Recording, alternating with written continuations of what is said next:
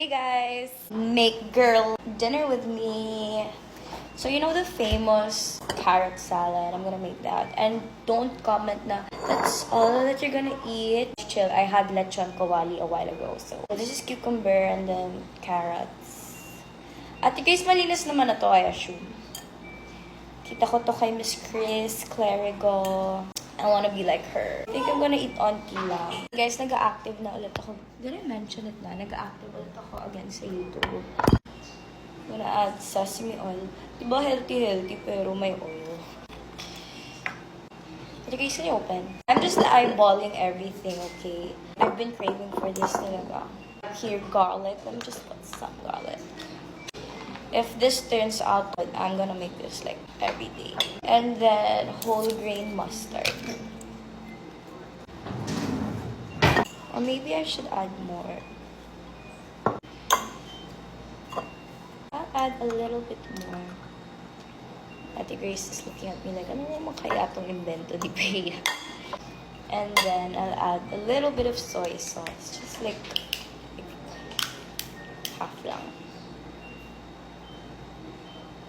Okay, this should be enough because ayoko masyadong sodium.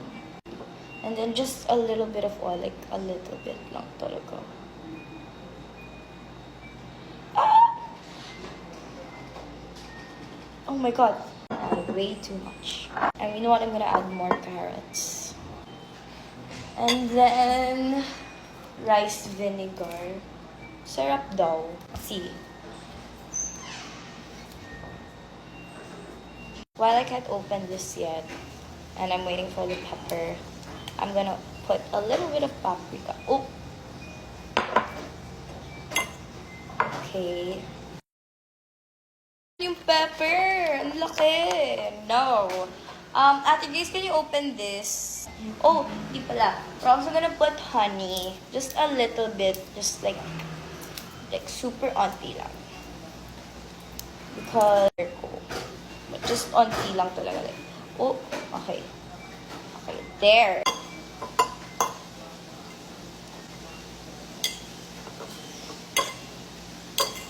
Ah! Hulog! Try natin.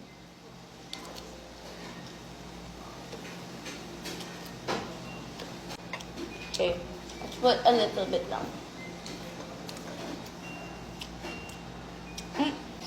I could eat this every day. This is actually good. This is good. In fairness, this is good. No joke.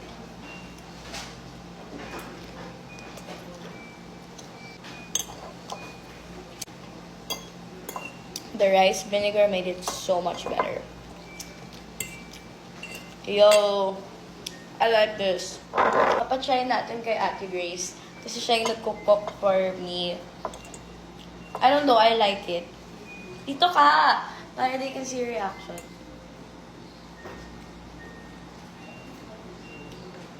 Diba? Do you like it o hindi? Weh! Weh! It's good. Good, no? Sarap. Sarap.